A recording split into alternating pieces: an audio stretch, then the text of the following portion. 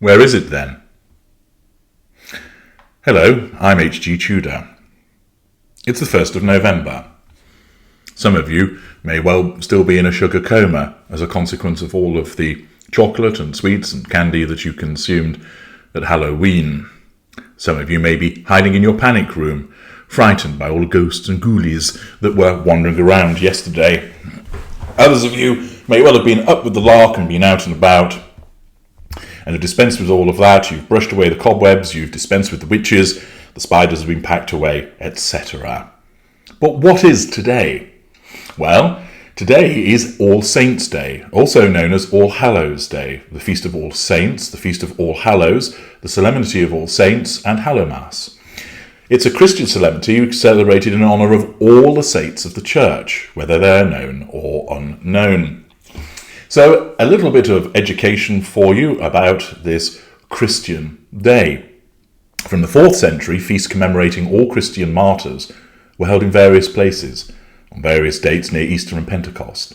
In the 9th century, some churches in the British Isles began holding the commemoration of All Saints on the 1st of November, and in the 9th century, this was extended to the whole Catholic Church by Pope Gregory IV. In Western Christianity, it's still celebrated on the 1st of November by the Roman Catholic Church, as well as many Protestant churches such as Lutheran, Anglican and Methodist traditions. The Eastern Orthodox Church and associated Eastern Catholic and Eastern Lutheran churches celebrate it on the first Sunday after Pentecost. In the Western Christian practice, the celebration begins with its first Vespers on the evening of the 31st of October, All Hallows' Eve, or as more commonly known, Halloween, and ends at the compline of the 1st of November. It is thus the day before All Souls' Day, which commemorates the faithful departed. In many traditions, All Saints' Day is part of the season of All Hallowtide, which includes the 3 days from the 31st of October to the 2nd of November inclusive. And in some denominations, such as Anglicanism, extends to Remembrance Sunday. So a little bit of history and education for you there about today, in case you didn't know all of that. So, is that what this video is about? Well, actually, no. Wasn't today meant to be marked by a certain thing happening? Wasn't the case that there was going to be some seismic activity on the internet? Lo, indeed, was it not today the day that the internet was broken as a consequence of a mass stampede of traffic? Were we not to be brought something shiny and new, something exciting and intriguing? Well, that was what people were suggesting. That was what the gossip mongers were advising us was the case, as a consequence of tidbits of information that may or may not have been put out there by the Sussex PR machine. Yes, today was meant to be the day that the TIG was to be relaunched, either as the TIG, and if you'd like a much more entertaining version of that, watch my videos The Stig, or renamed as something else. Apparently, we were going to receive the platform that would provide us with lifestyle advice, interesting articles about travel, fashion, cosmetics, and of course the opportunity to merch, buying candles that smelt of this one's wife's hoo-ha, and ceramic eggs to insert up your bottom to ensure that your chakras were all aligned, or whatever it might be. And yet, here I sit on the road, so to speak, for I am on my travels, as you've probably worked out, and there is no grand announcement. Fireworks have not been set off. Major news networks have not been scrambling to cover this momentous occasion. There has not been a breakdown of the internet. There has not been hordes of deranged sugars running around saying, I bought one. What is it? I don't know, but it's from this one's wife, so it must be special. There isn't the sound of piggy banks being smashed open by fat-fingered individuals seeking to spend their meagre shekels on tat, overpriced tat that is thrust towards them by their queen. No. Instead, we've been treated to this sound instead.